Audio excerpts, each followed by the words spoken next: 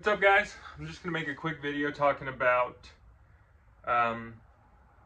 Oregon's paperless tagging system. So when we go inside and we start working on a little project, I'll break out my rule book. I'll read you the section that talks about proper ways of tagging a big game animal. But basically, what's in that rule book, it's pretty straightforward. You're going to need to make yourself a paper tag, essentially, to put on the animal for the ease of the game warden to use. The reason I'm making this video, lifelong Oregon hunters, not all of them do this. The paperless tagging system is a new thing. It's a really small part of that rule book that talks about you need to do this. You need to do this. Now, am I saying that every game warden is going to get on your case because you don't have one of these or what? No. Am I saying that it's a really stupid ticket to get and it would suck and it would ruin your successful hunt? Or it wouldn't ruin it, but it would put a damper on it. So I'm going to show you what I came up with for it. It's really simple.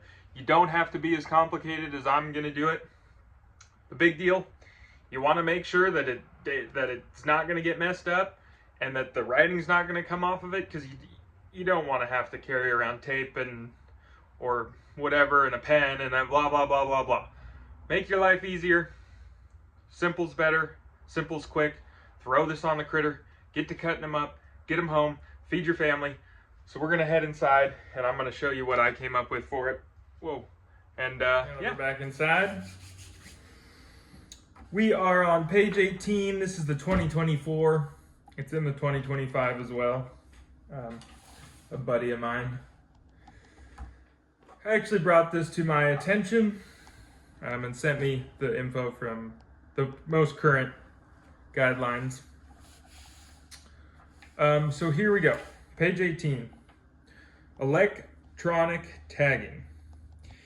In addition to validating a tag electronically, the tag owner's name, date of birth, ODFW ID number, harvest date, and confirmation number must be written in ink on material of the tag owner's choice. Options include flagging tape, duct tape, and paper in a plastic bag to protect it. And attached in plain sight securely on the big game animal. So, pretty straightforward. Make your own paper tag. It's definitely not rocket science. So, what we are going to do is I use just masking tape or packing tape. Makes it waterproof, keeps your ink on the tag, all that good stuff. So I go ahead and I rip out 3 lengths of this stuff, and it's pretty much like if you've ever laminated something. It's the same principle. So you lay that down.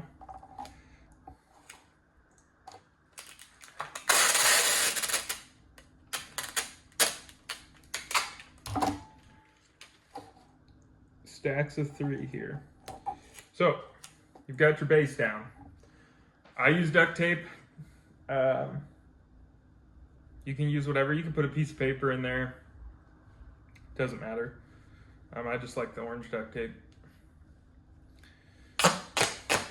So get a length that you like. And I just cut it with a paring knife, whatever. Just, you know. This isn't rocket science here. Stick it on there. And then Sharpie marker, you're gonna write all your information down. And I'll get back to you once that information's on there. I'll pull you in and kind of show you what we got going on the tag, all that good information. And then yeah, we'll go from there. So here it is. I got my name up here, date of birth, ODFW ID number. I'm just covering it, my information, whatever.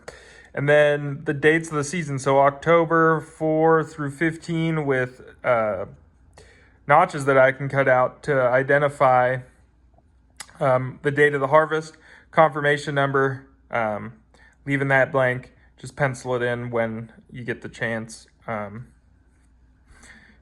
at camp or whatever. So yep, show you the last couple steps here and then you'll be on your way. We're going to take our packing tape again.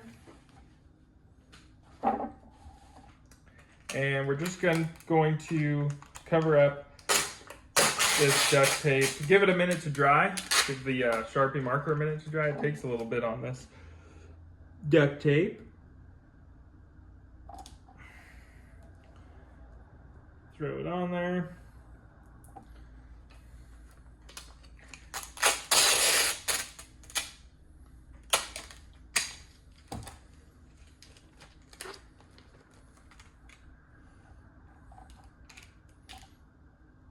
Oh, that is not what you want to do. Try your best to not stick it down too early, because then you'll be doing what I just did there, ripping it off.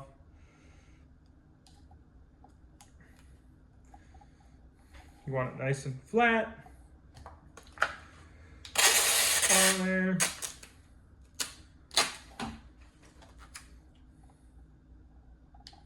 Okay, so there it is. Nice and sealed up, looking good. We're gonna go ahead and cut it to size. Leave yourself enough room to fill out your confirmation if you need that, or whatever. You decide where you want to run it. I like to leave a little bit of the masking tape along the edges just to ensure that it's waterproof and sealed up, especially if you're in a hunting camp, whatever, you got the head hung on a meat pole or in a tree. Keeps your stuff watertight, which is ideal. You never know when the game warden's going to stop by camp, and just make sure everything is legal. So once you get it cut out,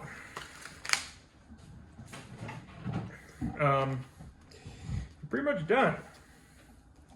Last thing that I will do on this guy is I just take a screw, punches through this stuff real easy, auger out a little hole, and then I'm going to cut a little length of twine. We're not hanging nothing off of this, or you're not rappelling with your hunting tag, right? So cheap butcher's twine works just fine. Give yourself a good length of it.